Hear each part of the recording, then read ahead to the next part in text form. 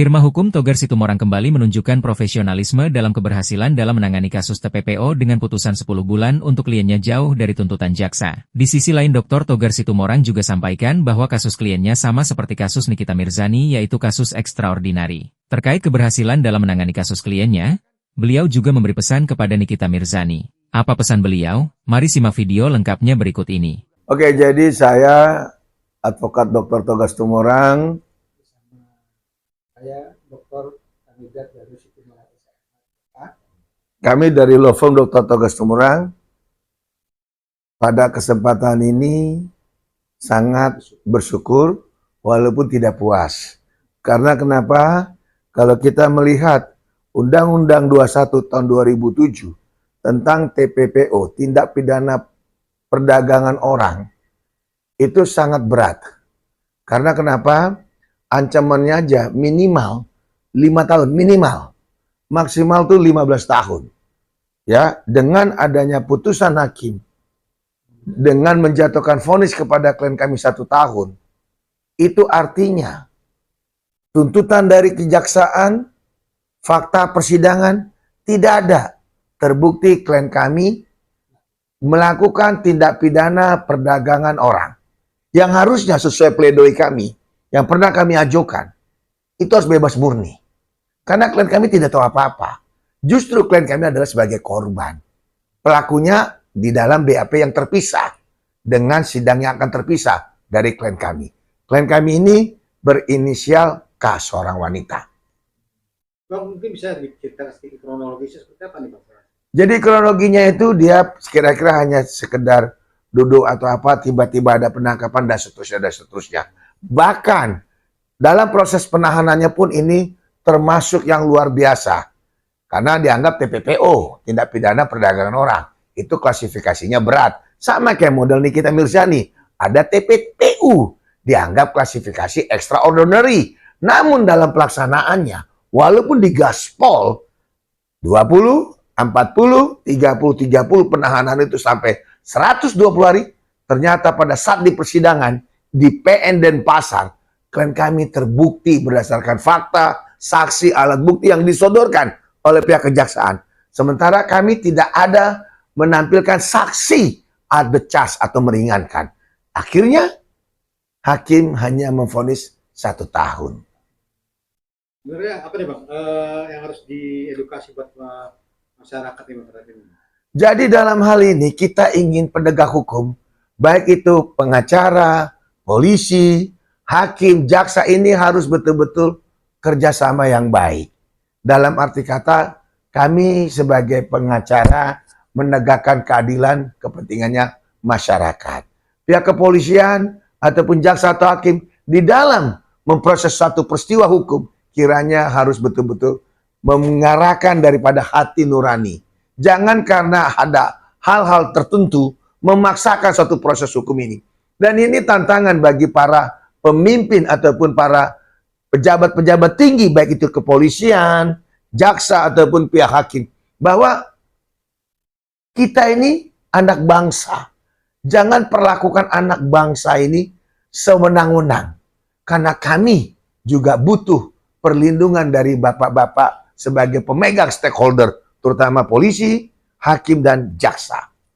Bang, TPPO itu sangat kompleks nih Bang. Seperti apa nih Bang? Ya itu tadi, kalau ke perdagangan anak, baik kecil, baik dari luar negeri, segala macam.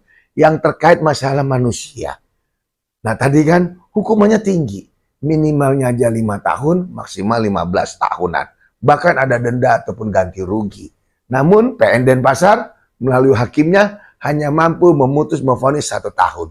Dan fakta persidangan pun sesuai pledoi kami tidak ada yang menyatakan klien kami turut bagian daripada perdagangan orang. Jadi kalau ada itu harus ada pendampingan seperti itu Bang. Jadi kami kan sebagai pendamping dari awal di pihak kepolisian. Nah kalau memang ada masyarakat terjerat masalah-masalah seperti ini, tindak pidana perdagangan orang, judi online, ataupun terkait masalah tindak pidana pencucian uang, jangan segan. Harus didampingi pengacara. Dan sama pengacara harus ada trust. Jangan mau diputus tengah jalan. Jangan mau diadu domba sama pihak oknum-oknum kepolisian. Oknum-oknum kepolisian juga kadang-kadang jahil, kadang-kadang nakal. Mereka tidak menghormati kami sebagai pengacara, sebagai seorang profesi advokat yang tidak ada mengharapkan gaji. Ya, kami tidak digaji loh sama negara. Betul nggak? Karena kami bukan organ negara. Kami independen, kami mandiri, kami bebas. Kami tidak digaji. Kalau kalian kan pada digaji. Betul nggak? Jangan dong menyarankan klien untuk memutus kuasa hukumnya. Karena terbuka. Klien itu menyatakan ada dipaksa, ada perlakuan-perlakuan yang nggak benar, diduga ya, sehingga pihak penyidik tersinggung, akhirnya kita diputus kuasa. Itu pun nggak boleh. Dan jangan juga kami sebagai seorang advokat dikriminalisasi. Kalau memang perdata, lanjutkan ke perdataan. Kalau etik, lanjutkan kode-kode etik. Advokat jangan dikriminalisasi. Kalau dia dalam bekerja memegang perjanjian jasa hukum, apalagi pegang surat kuasa. Karena kita punya hak imunitas dalam rangka etikat baik. Karena kan advokat kan officium nobile kan. Betul, tadi kan kita bilang, kami ini tidak dibayar. Kami ini tidak digaji negara. Tidak mendapatkan fasilitas. Baju kami yang kami pakai beli sendiri. Kalau polisi, hakim, jaksa kan negara semua tanggung. Rumahnya dikasih, dapat fasilitas lain. Pensiun juga dapat. Bahkan kami, dari mana kami pensiun? Jadi tolong hormati profesi kami, hargain kami, sehingga kalaupun kita mau berkonflik argumen hukum, marilah dengan cara-cara etika yang baik. Karena ingat, polisi, hakim, jaksa, dan pengacara, kita 4 pilar daripada kekuatan hukum. Dan kita adalah penegak hukum. Yang sama-sama harus saling menjunjung tinggi yang namanya officium, yang namanya mulia. Jangan malah itu mengojok-ngojok, memasa-masa, menyuruh-nyuruh klien untuk memutuskan. Bahkan untuk membuat klien laporan ke pihak kepolisian dan pengaduan hal-hal lainnya. Itu sangat ironis. Kami juga manusia. Kami juga berhak hidup, asalkan kami betul-betul bekerja daripada sesuai aturan hukum. Karena kami mempunyai kekuatan di dalam surat kuasa yang kami punya.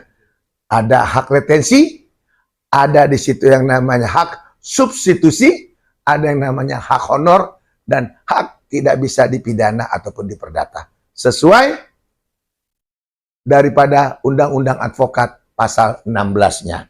Dan sudah ada diperkuat oleh putusan MK.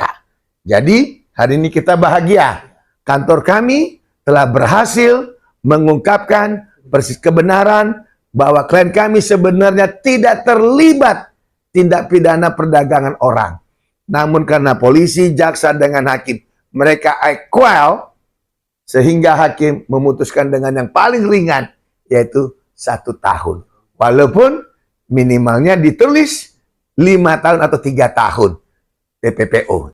Saya Advokat Dr. Togas Tumorang, saya juga memberi contoh, memberikan himbauan untuk Nikita Mirzani. Tetap kuat, tetap semangat.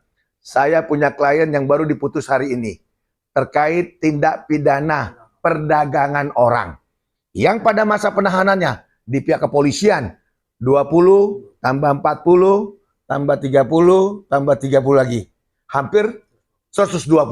Sama yang dialamkan oleh Nikita Mirzani. Namun fakta persidangan berbeda. Saksi-saksi berbeda. Sehingga hakim pun hanya memvonis 1 tahun. Bayangkan, jaksa menuntutnya tinggi, tapi hakim hanya 1 tahun. Padahal tindak pidana perdagangan orang minimalnya 3 ataupun 5 tahun.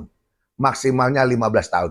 Jadi, untuk Nikita Mirzani, terkait dakwaan TPPU-nya, walaupun di perilaku digencet 120, 20, 40, 30, dan 30, itu belum tentu Nikita bersalah.